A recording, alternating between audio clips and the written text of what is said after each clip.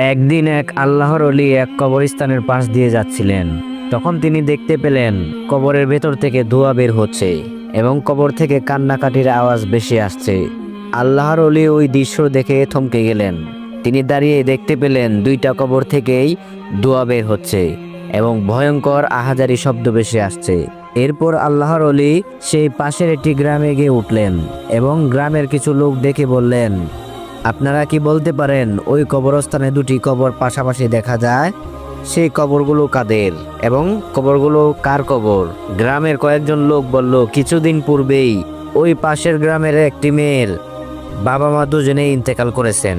তার বাবা চলে যাওয়ার 3 দিন পর মেয়েটির মাও চলে যান। ওই দুটি কবর তাদেরই। আল্লাহর ওলি তখন বলল, আপনারা আমাকে ওই মেয়েটির নাম এবং ঠিকানা দিন, আমি মেয়েটির সাথে দেখা করতে চাই।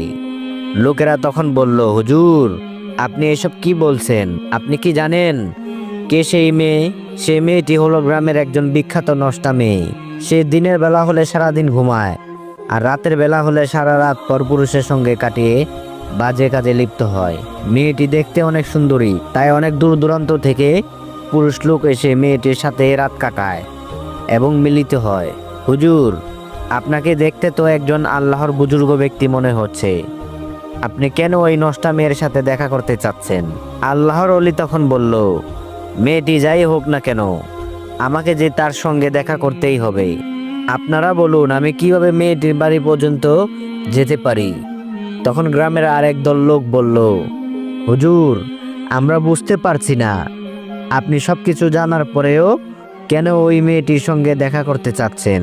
মেয়েটি এতই খারাপ চরিত্রের মানুষ যে আপনি যদি তার সাথে দেখা করেন তাহলে মানুষ আপনাকে নিয়ে বাজে কথা বলবে, আপনার চরিত্রে কলঙ্ক লোটাবে। আল্লাহর ওলি তখন বলল, আমাকে মানুষ যাই বলুক না কেন, তবু আমাকে মেয়েটির সাথে সাক্ষাৎ করতেই হবে। আল্লাহর ওলির বিশেষ অনুরোধে শেষ পর্যন্ত লোকেরা বলল, ওই পাশের গ্রামের যাওয়ার পথে একটি বট গাছ আছে।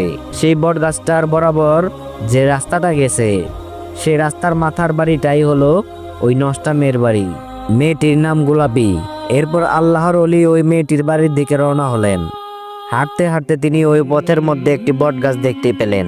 সেই বট গাছের নিচে একজন লোক বসা ছিল। আল্লাহর ওলি ওই লোকটাকে জিজ্ঞাসা করলেন, ভাই, গোলাপীর বাড়ির রাস্তাটা কি এটাই? লোকটি বলল, জি এটাই। কিন্তু হুজুর, আপনি কেন তার বাড়িতে যাবেন? তার কাছে ভালো কোনো মানুষ যায় না, তাকে সবাই রাতের রানী বলে ডাকে। সে সারাদিন ঘুমায় আর যখনই অন্ধকার নেমে আসে তখনই পরপুরুষের যাতায়াত শুরু হয় তার বাড়ির রাস্তার দিকে। দিনের বেলা তো কোনো মানুষ এদিকে যাওয়া